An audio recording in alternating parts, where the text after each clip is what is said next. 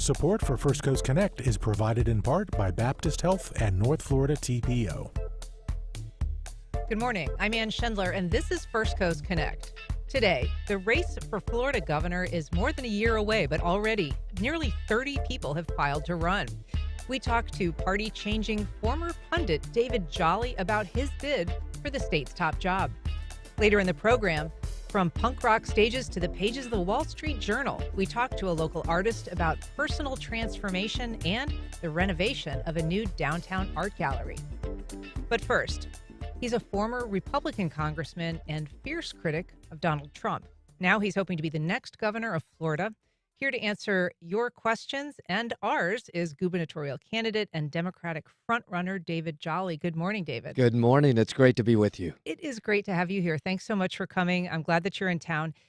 Do me a favor and just start by describing the state for us these days. What is Florida? Oh, my word. So look, I actually am a fifth-generation Floridian, but I say it doesn't make me a lick better than somebody who moved here yesterday. But I have had the opportunity to live all over the state. I was born in the Tampa Bay area, live there today in Pinellas County. But I did grow up in Miami for 10 or 12 years. I lived in Pasco County when that was really rural before the information age. And I've lived in Pensacola. And so some people say we're 5 different states in one. We do know culturally we are remarkably different. You know, if you look at the diversity of South Florida, for instance, and kind of the gateway from the South, the cultural diversity, the diaspora, but you get into some of the rural communities in Central Florida, kind of the old cracker communities, if you will, the old Florida cracker communities, the Panhandle being lower Alabama and a little bit of the Bible Belt and everything in between. It is a remarkably diverse state. I do think whether you were born here or you've moved here, there's a certain dream quality to Florida. At least there has been. I guess part of the theme of this campaign is I'm concerned maybe that's slipping away from us a little bit, either because of the affordability crisis or culture wars. But I think Florida's always had a special place. You know, in running for governor, I've reflected on a moment sometime, I don't know exactly my age, but as a kid, when I became old enough, maybe 5, 6 years old, to realize, wow, I was born and get to live in a state that everybody wants to come to. And you realize it really is a special place. There's a reason so many of us call Florida home, wherever you are, from Pensacola to Miami or Jacksonville to Tampa. And so you're in Northeast Florida today. What does Northeast Florida say to you? Well, so that's a great question. There is a little bit of South Georgia in it as well. I've got some roots in Georgia, so I kind of feel a little bit of kinship. But obviously, when you get into some areas where you get to feel the pine trees and not the palm trees, that's a special place. You obviously have business enterprises, but you have very rural communities. You have the influence of ag, the influence of the coast. It's a very special place. There's a reason people celebrate living in this area. And so you are an attorney. You have been an elected official. You're a former lobbyist. I am. Yes. And you are running for a seat that our current governor is term limited out of. And so it's That's going right. to be a scramble. But you're running as a Democrat. Tell us a little bit about your political evolution. I am. Look, I'm a reformer at heart. And when people say former lobbyist, I was, and I actually stand by that. I've represented a lot of incredible clients, local municipalities. I represented a coalition of parents who lost kids to sex crimes. I worked in the defense space, the technology space. I don't run from it, but I will tell you, I'm a reformer at heart. I don't think former members of Congress should ever be allowed to lobby. I think there should be a lifetime ban, and I imposed that on myself when I left Congress, even as a former lobbyist before I ran for Congress. I think we need dramatic campaign finance reform. Frankly, I support public financing of campaigns now because, having served, I recognize that we have the most corrupt campaign finance system in the world. So I am a reformer at heart. I forget your original question, though. I'm jumping on my background a little bit. Just kind of your political evolution, I guess. Right. So I was a Republican in Congress, and I was kind of always a Bush 41 Republican. For people who remember the elder Bush, government had a role in our life. The economy should work for everybody. Frankly, and the third value I talk about is everyone should be welcomed and their rights should be protected. I saw that in the early Republican Party. Certainly there are criticisms of fail points in both parties, and I accept that of Republicans. I kind of fought the emergence of the Tea Party from within the party. We won a few cycles, keeping them at bay, but we lost to the Tea Party. Ultimately, when I was elected to Congress, I was a Republican member who supported marriage equality, climate science, gun control, eventually got to a place of supporting reproductive freedom, funding of reproductive freedom, at a time when the Republican Party was just continuing to go far right. And I'd never really had my home Republicans didn't want me, Democrats didn't need me. I ended up leaving the party, largely around the final ascension of Donald Trump. That was the breaking point for me. I was the only Republican in Congress at the time to go up to the House floor, call on him to drop out. I never came around to support him. I ended up becoming an independent for 6 years, which I loved. That it informed my politics in such a way to be untethered from major party dogma. But ultimately, I found in the Democratic Party a home for the values that I have been practicing my whole life, whether in politics or out. The economy should work for everybody. The government does have a role in our lives and a responsibility. It's our government. We pay for it. And we should be a place where everyone is welcomed and celebrated, regardless of the color of your skin, where you were born, who you love, or who you worship. Those were values I tried to exercise as a Republican, unsuccessfully in many cases, but those are the values I see in today's Democratic Party, and I'm a proud Florida Democrat. I don't shy away from that. Your views have changed on some of those things, but They have. having been a sitting member of Congress and a Republican, tell us what you think is happening. I mean, they've gotten a lot of criticism for sort of towing the line, falling in line for this president. What are the pressures that they're experiencing? Yeah. What are the choices that they're being asked to make? Yeah, let me hit the first part of that, because you're right. Some of my positions have changed. Change is part of my story. I think change is a strength. I think we need more politicians who, when faced with critical decisions, are willing to change. My values haven't, though, right? The reason I talk about those values is I believe firmly my values have been consistent throughout.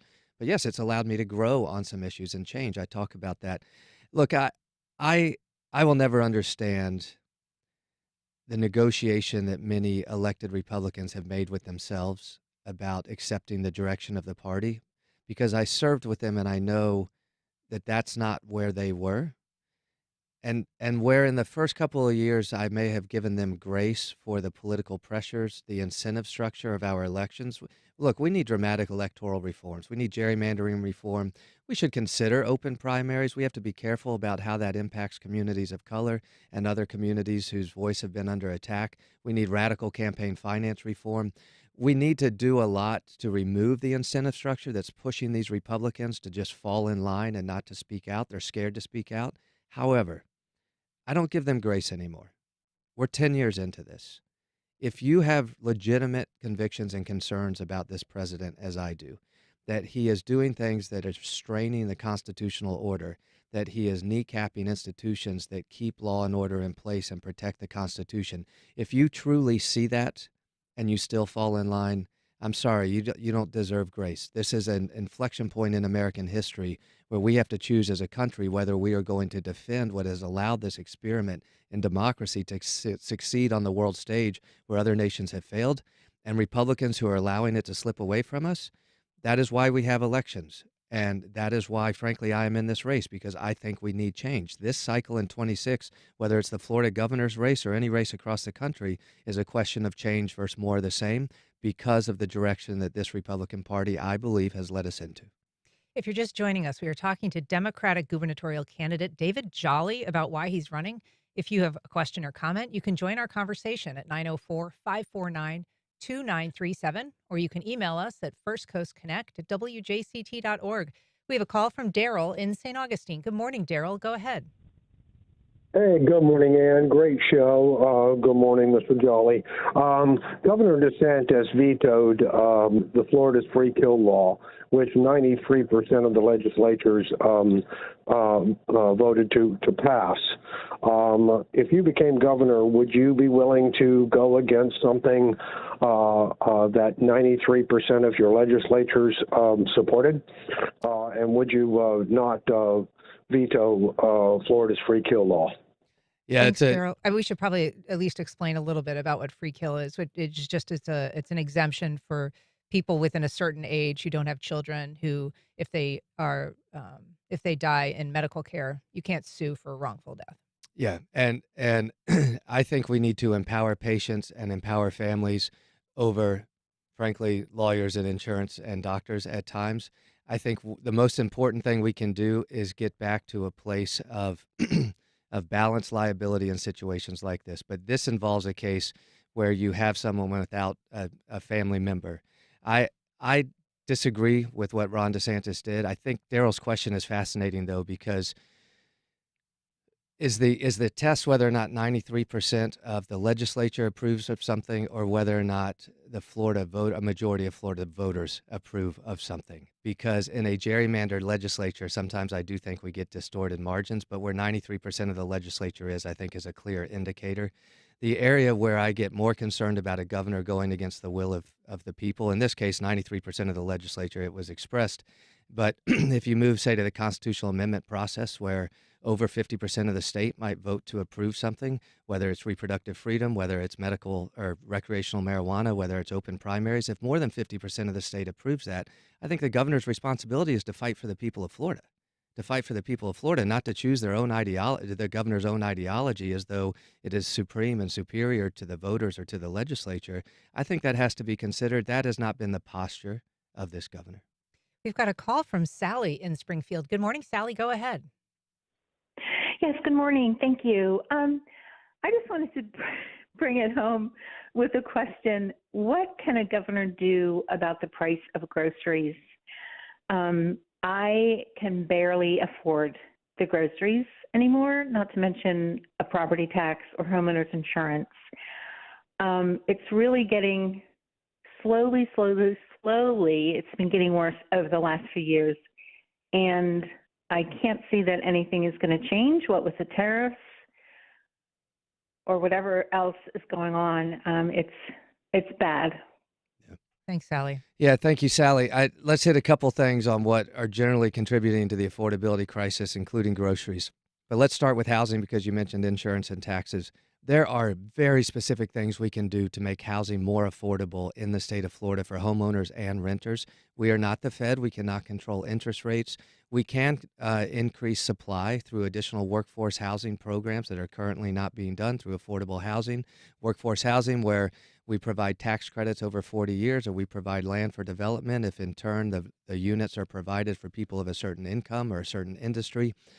But we also can move hurricane coverage out of the private market into a state catastrophic fund, reducing property insurance by 60 or 70% for homeowners, for landlords, for commercial properties, industrial. And that's an interesting idea. I mean, taking out sort of the most catastrophic damage from a personal policy and putting it into a state policy. Who pays for that state policy? So what we would do is fund a state catastrophic fund. We already have a hurricane fund that was started under Jeb Bush that has about $8 billion. It's used to bail out insurance companies, not homeowners. But we could build on that. Frankly, we could fund it through tourist development tax dollars. The reason you reduce your homeowner's insurance by 60 or 70% is because the private insurance market for natural disasters has collapsed. We've ignored climate science for too long. There is not an affordable way to cover big storms in Florida, fires in California, tornadoes in the Midwest. And so if we remove it and return private policies to just covering the traditional perils of a broken pipe, a tree falling, a slip and fall, you end up in an environment where insurance comes down 60 or 70%. But look, I'm a Democrat. I accept math. We have to fund the CAP fund. I'm not afraid to talk about how we fund that. Frankly, if we tax the profits of insurance companies, which we don't currently do, if we tax the profits of insurance companies and other corporations, we generate $3 billion a year in Florida. But we give that away. We let them ship their profits out of state. On taxes, we could provide first-time home buyer property tax relief, say $150,000 homestead exemption, a 3, 4, 5-year step up in basis, the inversion of Save Our Homes, where before longtime homeowners couldn't stay in, so we came up with Save Our Homes. We should keep that. But the issue now is first-time home buyers can't enter the market because of the escalation in taxes. Sure. So look, there's a lot we can do on policy that my Republican friends just won't do. They think that a CAT fund is socialism. I just think it's cheaper insurance. I think there's a role for government to step in where the private market is unable to do this. But on groceries, this is very important. There is not as much we can do at the state level, but there are a few things we can do at the state level, and it starts specifically with our ag communities and labor. Ron DeSantis's war on immigration is not a fight against crime, it's a fight against a community. And the labor markets in Florida are tight because of the fight against the immigrant community. We need to be able to go to the ag community as Democrats and say, look, we're all going to be tough on crime. But that means if you were born here, or if you immigrated here, or if you're a politician in Tallahassee who steals from the Medicaid program, we're going to enforce the law. But we're not going to fight a community. We're going to lift up our immigrant community and our workforce who contribute every day to our economy and to our culture. we can do that. And so for the ag market, they know their labor market is tight, not because the governor is afraid of their workers committing crime, but their workers are scared of the governor. The workers in whatever industry, in hospitality, in ag, in restaurants, in trades, they're not going home and committing crimes. They're going home and putting food on their table for their kids and getting them ready for school the next day and showing up back for work. But Ron DeSantis is suggesting every day that immigrants across our state are criminal, and it's tightening the labor market.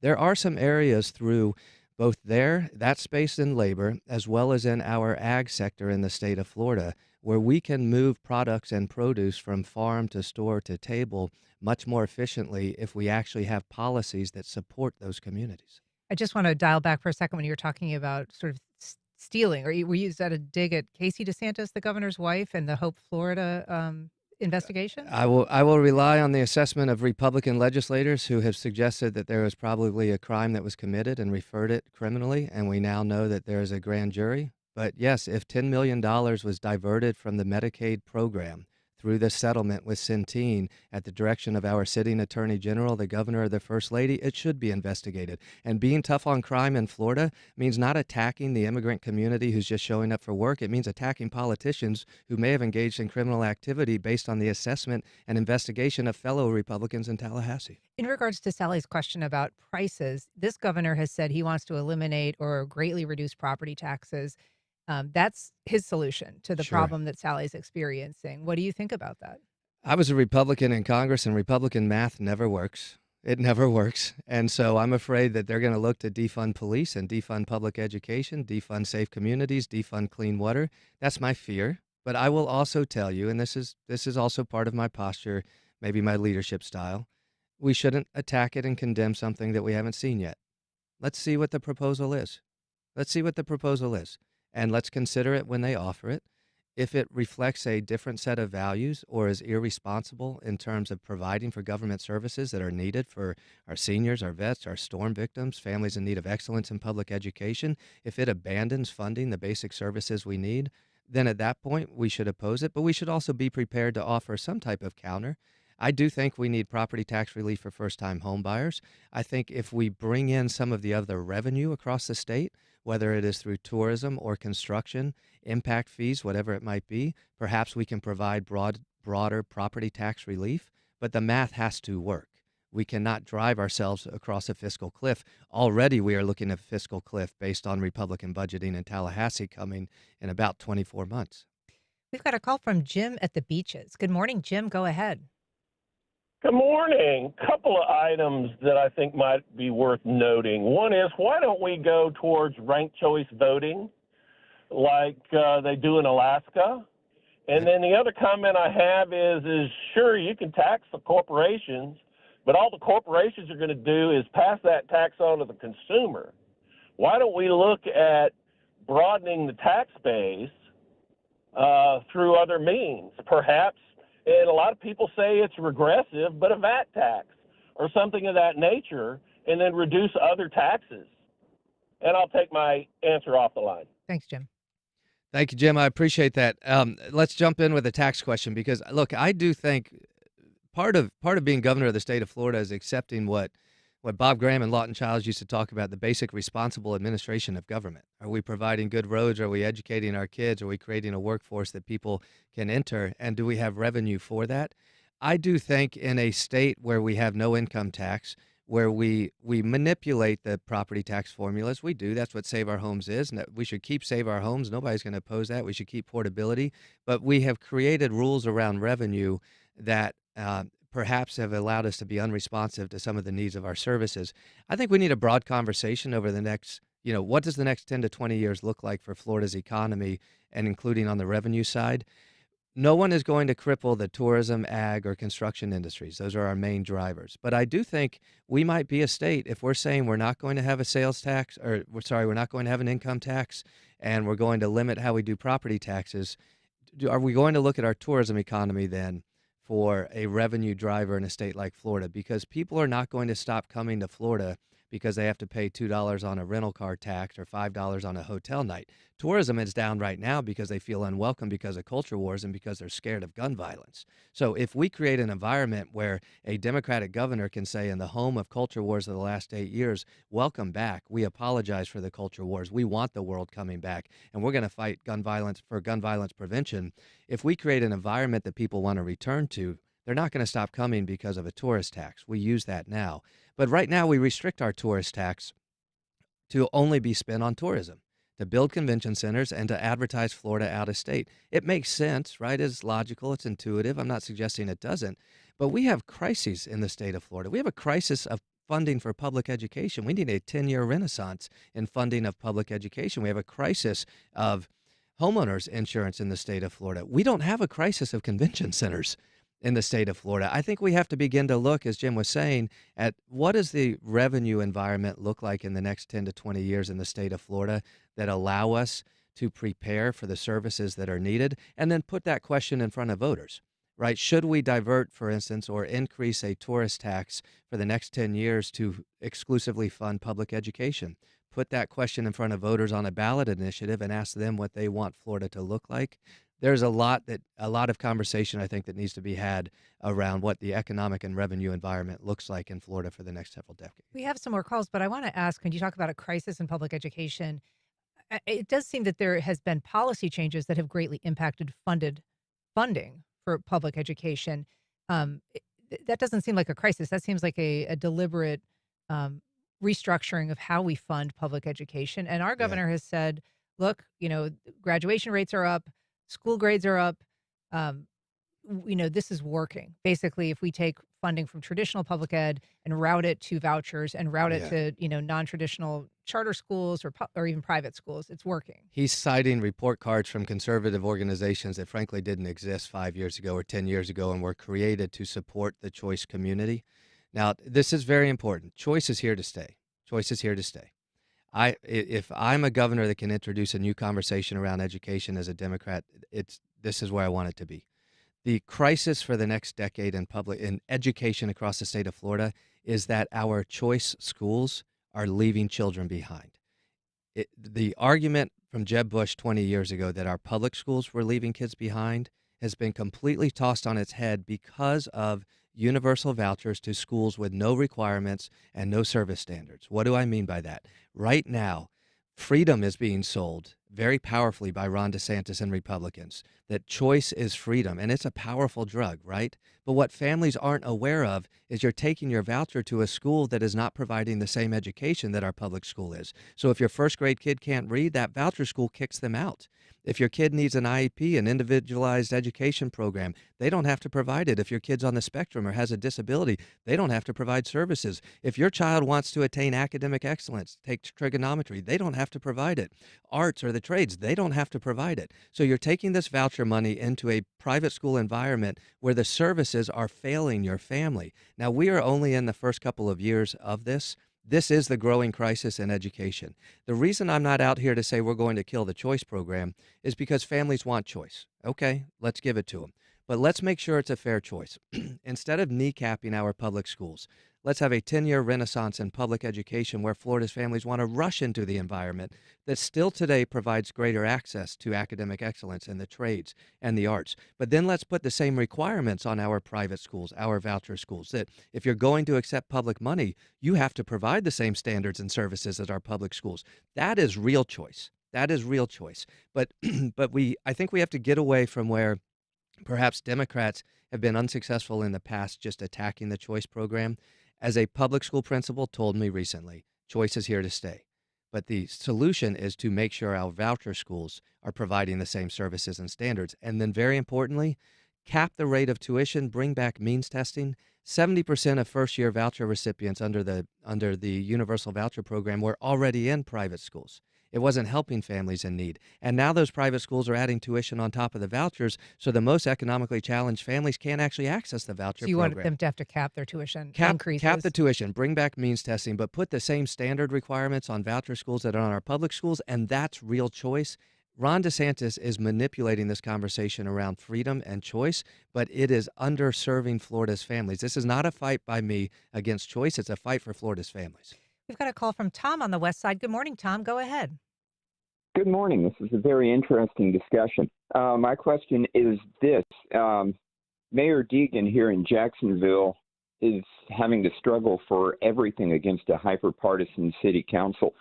So I'm wondering how, if you were elected, how you would deal with a very Republican legislature. I love that question. Thank you, Tom. And I smile because I truly mean this. I'm encouraged by this. And it requires us to look around the corner a little bit after November of 26. And this is what I mean by it. I'm running this campaign on the three values I mentioned. The economy should work for everyone, the government should serve, and everyone should be welcome. But I'm also running it to try to promote a state catastrophic fund to reduce insurance. I want radical gun violence prevention legislation that does not take away the gun of a responsible gun owner, but does prevent the next school shooting.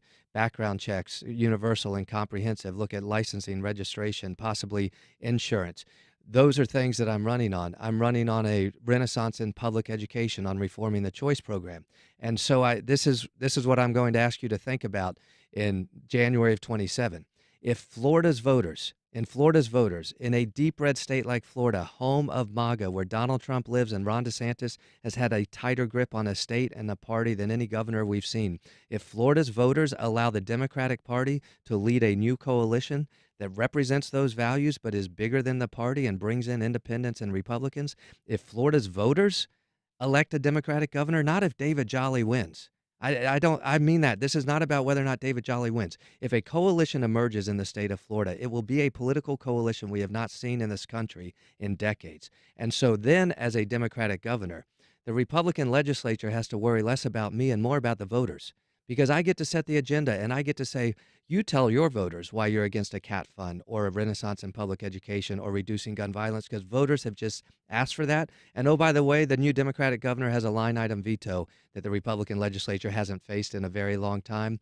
I will invite Republicans in to try to work together. The first thing I do will be to invite in Republican leaders from the legislature to say, how do we not waste the next 4 years through politics as usual, fighting each other? Let's do something on behalf of the people. But the people have just told us what they want. We have a call from Nancy in Atlantic Beach. This might be our last call. Nancy, go ahead. Yes, and I listen every morning, and when I heard what this was going to be about, I thought, oh, another boring political talk. So I was prepared not to listen. This was a wonderful segment of your program, and I had heard David Jolly's name before. I'm really going to listen to him from here on in, but the questions were fantastic. So kudos to the listeners and to your leading of the program. Thanks a lot. Nancy, bye. Thanks so much. So just a question kind of to wrap up. I mean, we talked about your political evolution. How do you tell Democrats that, you're doing this because you're aligned with them as opposed to a political opportunity? And we should mention in that context, there's some big names on the Republican side, including Trump-endorsed Representative Byron Donalds, former House Speaker here in Florida, Paul Renner. Right. And we don't know yet if Casey DeSantis will throw her hat in the ring or if the Lieutenant Governor, Jay Collins, will do the same. So formidable opponents on the Republican side. Sure. No, that's exactly right. And look, a lot of people ask about my evolution, and it is a very fair question. Kick the tires a little bit. Ask me the hard questions. I want you to. My story is a story of change. And I test a different question in politics. Past politicians who changed on positions, they waste so much time trying to convince us they haven't really changed. They try to convince us that change didn't happen because we think change is bad. I think change is good. I think the problem is in politics isn't people who change, it's people who won't change. And so, look, if you take the question of reproductive freedom, when I got to Congress as a Republican, I was wrongly applying my faith teachings to a constitutional question. I'm a preacher's kid who grew up in a Christian home. My wife and I still practice our faith, but I learned along the way that my faith should stop at the steps to the state house. And in a state where religion has been used as a cudgel for 8 years in culture wars, my job is to fight for the dignity of everybody, of all faiths, and people of no faith at all, who frankly may identify as agnostics or atheists, but on most days are more charitable than people who sit in church pews. But my faith is my faith. And I was wrongly applying that to some questions when I got to Congress, and I started to change. Right? I ended up becoming the only Republican to vote against the Planned Parenthood investigation. I fought to save reproductive or funding for reproductive services in underserved communities. On guns, I was generally approaching it with a Second Amendment position, though I was never the NRA type. But I moved after several shootings when I was in Congress to realize we've got to do something aggressive about this. Change is part of my story. And so I test a different question in politics. Is it okay to change your mind? And is leadership really about facing the facts of the moment and deciding how it impacts communities and arriving at the right answer regardless of your party? That's why when I entered this race and every day I talk about those three values, because what hasn't changed is I think the economy should work for everybody. I think we should congratulate success, not condemn it, but our economy is leaving people behind. The lowest wage earner, the worker, the family trying to put health care in place for their family, put food on the table. The government should serve our people in education and safe communities, and everyone should be welcome. Their rights should be restored at the ballot box. People should be celebrated for who they love and who they worship. Teachers should be able to teach. The book should come back. The handcuffs should come off. We should be a state that recognizes if a local community wants to paint a mural, God bless them, go do it. Return to a place where dignity is given to everybody. Those were values I tried to exercise as a Republican. I've had them my whole life, and I find a home with them in today's Democratic Party. Well, the most important thing is to vote. The election is November 3rd, 2026. David Jolly, thanks so much for joining us this morning. Great to be with you. All Thank right. you. Up next, we talk to the founders of the Unicat Gallery about their artistic vision and their punk rock past.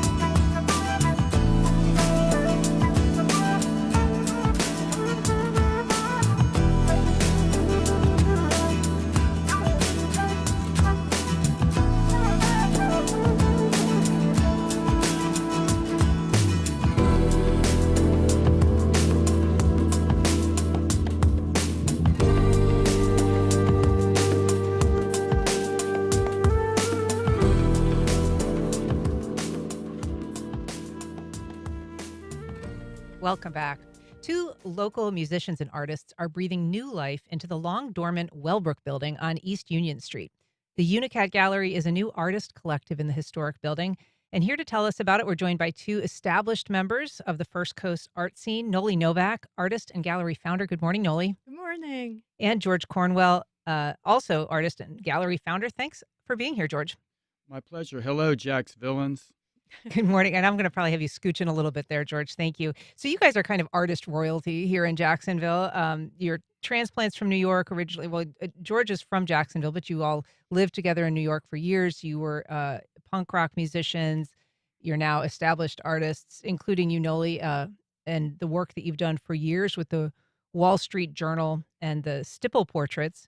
And we're going to get to all of that, but I just want to start by tackling this historic renovation project that you've undertaken, and I'm curious why you're doing this. So, being artists and musicians, we always wanted to live with our art, with our studios, be right next to it. So we were actually always looking to purchase a building that can house our apartment and our studios. Now, my studio is very clean because it's illustration studio, so it has to be very clean, but George's operation is silk screening, and it's dusty and dirty and smelly. So we were always thinking, we need to find a building where we can live upstairs and do our work downstairs. So we've been looking at every possible building in Jacksonville for years and years, mostly downtown because I don't drive a car. I never drove a car in my life, and I'm a walker and a bicycler. And I want to be in the urban center, where I can easily be in touch with everything I need. So we were always looking at downtown Jacksonville. Even in New York, we were looking at, but obviously prices in New York are terrible. And so we have been looking for many years, and we finally came across this building by the Old City Cemetery. It's not really within the urban core, but it's close enough. And the way things are working out, I think for downtown is being developed. I think it's a good place for me to hang out and for us to work in, and also to bring other artists to exhibit and work with us, because we're renting studios to other artists. And George, Unicat is kind of an abbreviation for Union and Catherine, which are it's kind of the intersection where the building is located. Another sort of similarly named building you guys were associated with for years, which is the CoRK Art Gallery in Riverside, which is named for the corner of Roselle and King. I think you guys were actually part of the naming process of CoRK Art. Yeah. Noli named it. Yeah. Noli And named so it. tell us a little bit about what working in a shared space like that brings to you as an artist. Well, I was surprised actually, because there were so many artists here in the North Florida region that it's just phenomenal, and we have a great art community. And once we met all the other artists, I began working and collaborating with them, which is an amazing thing, which I continue to do.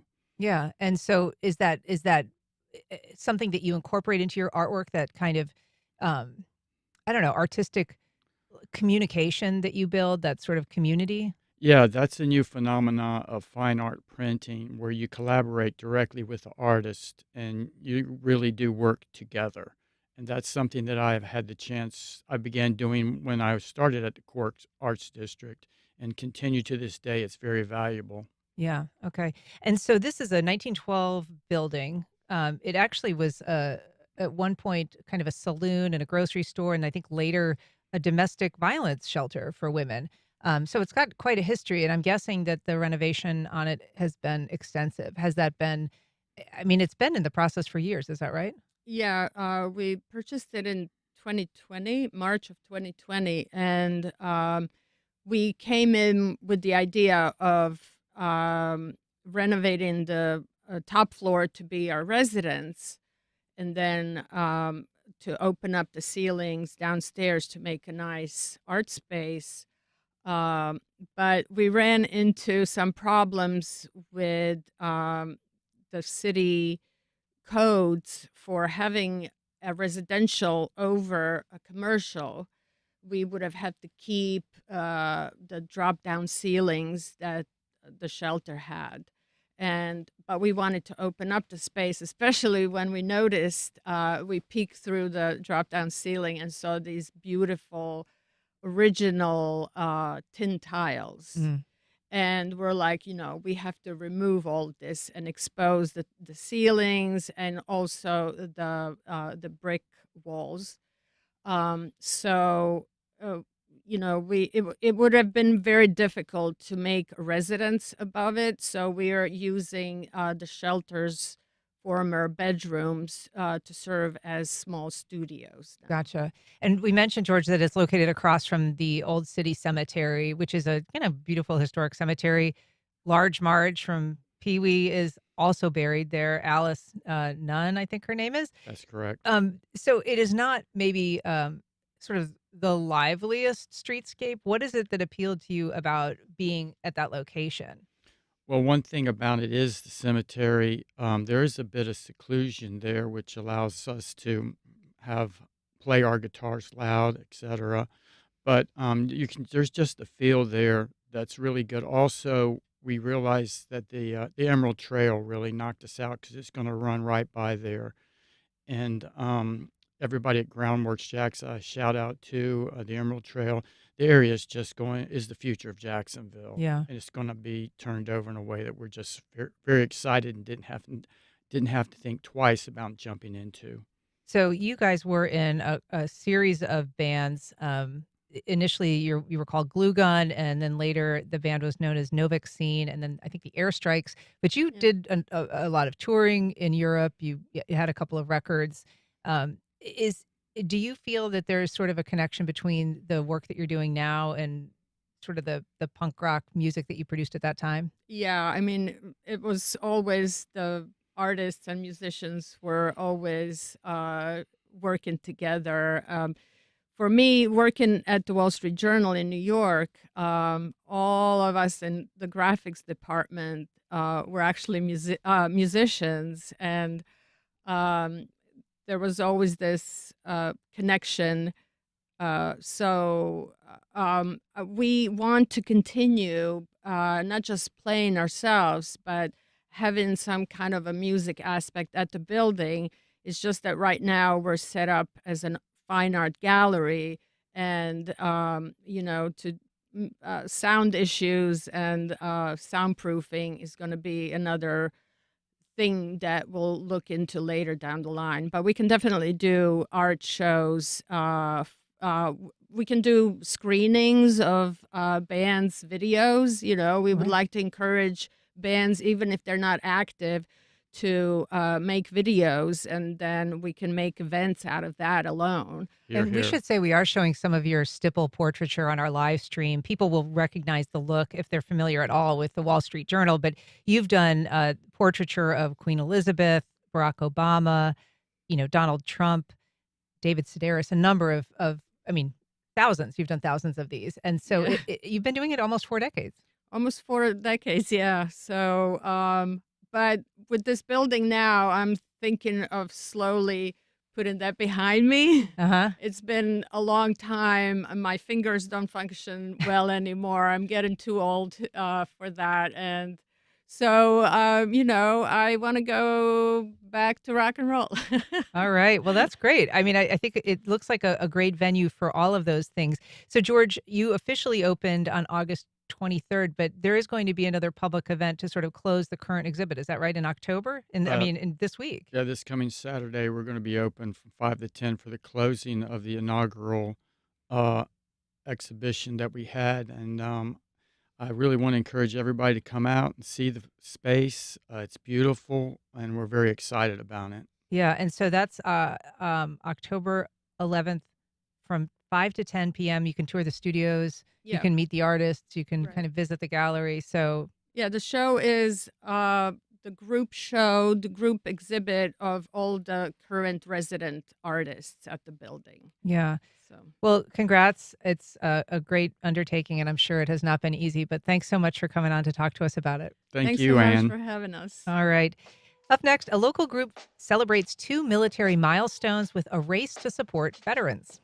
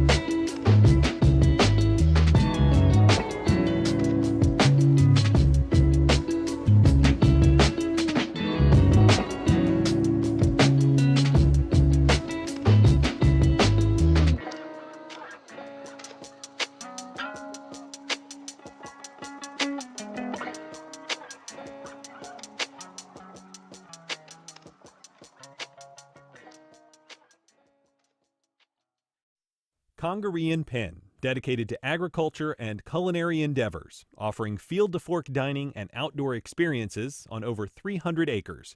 Sip, dine, explore. Information at congressandpen.com.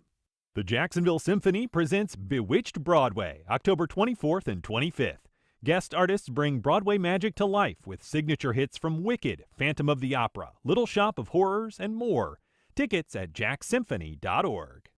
Get ready for a magical family movie night at WJCT Studios. On Tuesday, October 29th, we're screening the Halloween favorite, Hocus Pocus.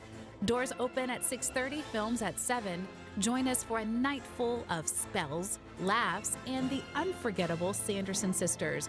We'll have popcorn and concessions to keep you fueled for the night.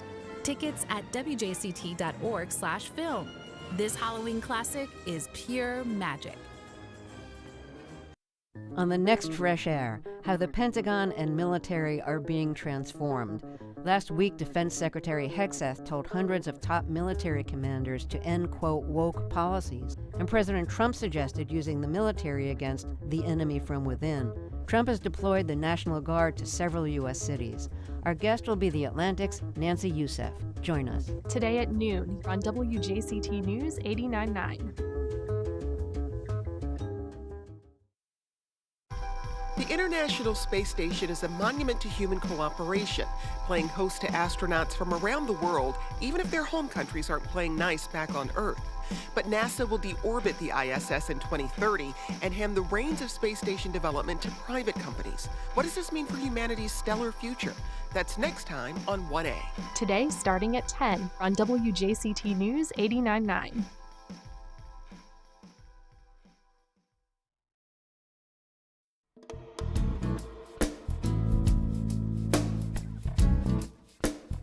Welcome back. Well, leaving the military service can mean encountering a VA system that can be confusing, frustrating, and disappointing.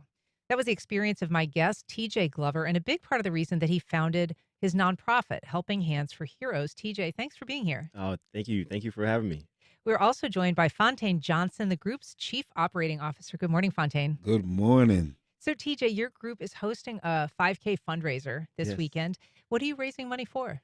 So we're raising money to provide transitional housing for veterans here in Jacksonville, the homeless veterans and at-risk veterans. So Okay. very excited about that. And so that we know that there's a lot of veterans in Jacksonville. It's a big military community.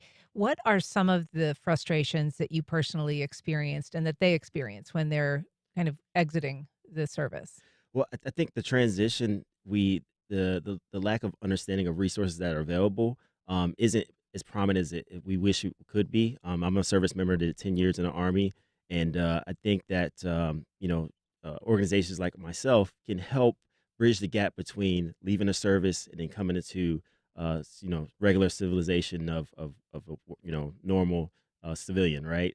So there are a lot of veterans that don't end up thriving as they should, and they end up being homeless, and that's where we come in, along with a lot of our partners, to help address that issue and be part of the solution. So, And yeah. so transitional housing would just be basically for people who are leaving the service, or would it be more for people who are already experiencing some challenges? Already experienced the challenges. So there's the at-risk veteran and also the homeless veteran. So we are helping those that are homeless, that are in need of assistance, that don't have a home, and we want to be able to get them off their feet, to help them through a program that will phase them into society with employment and all the resources they need to be thriving, in society.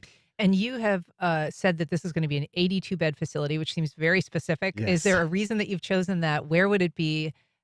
What's the timeline? Yeah, it's paying homage to the 82nd Airborne, and we are very early. We started in March. We established this organization.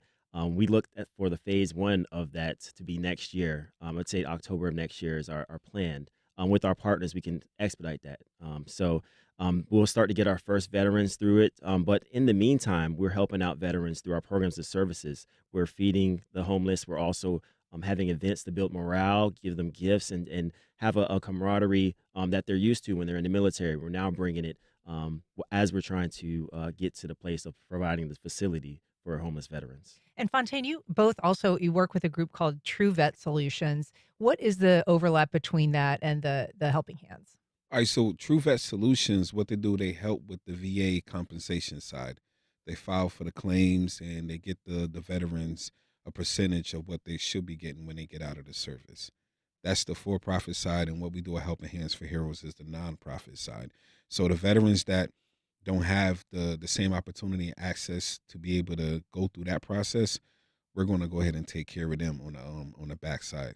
Okay. And so this event this weekend is a 5K, but it's really open to anyone. I mean, you can walk it if you want to walk it. You don't have to be a great runner to do it. You don't have to be. It is a great win for Jacksonville. Speaking of wins, Jacksonville Jaguars, I just got to say it, a great win on Sunday. They are on the run right now. You know it's good if we're still talking about it on a Thursday, right? I know, right? So speaking of just that win, we might as well just keep the momentum going.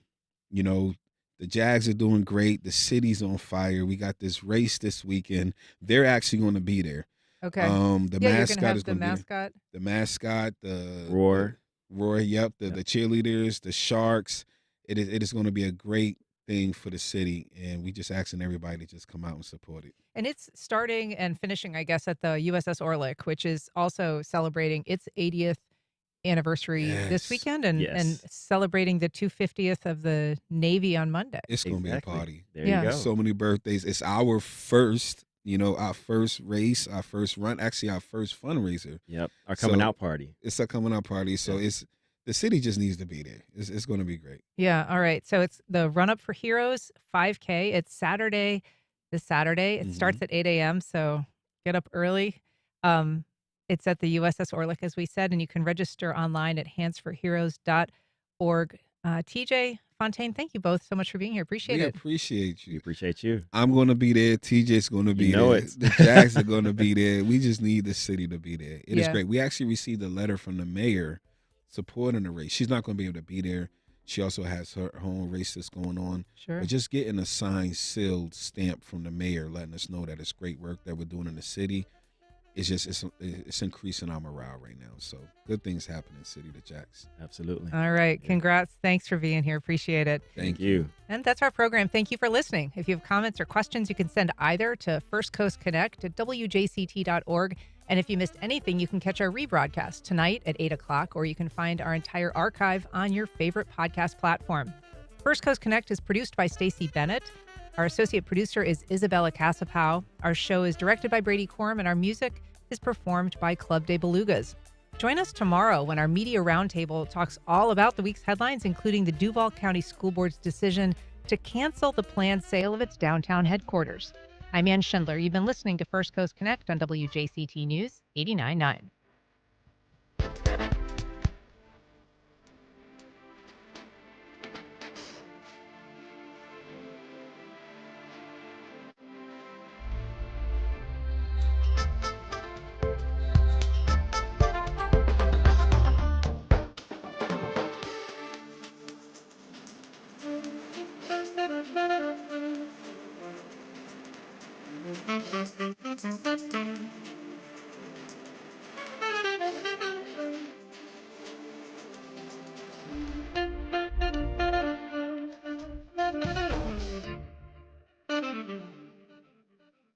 Support for First Coast Connect is provided by Baptist Health and the North Florida TPO. Baptist Health is a proud supporter of First Coast Connect. Baptist Health, committed to building a healthier community for all of us. More info at 202-4YOU or baptistjacks.com. The North Florida TPO is committed to shaping our transportation future. We're focused on planning, funding, clean fuels, and new technologies for a vibrant, connected community. Learn more at northfloridatpo.com. ServPro, independently owned and operated. Whether it's water, mold, or fire damage, they'll help you restore your home or business. ServPro is available 24/7. ServPro, helping to make it like it never even happened.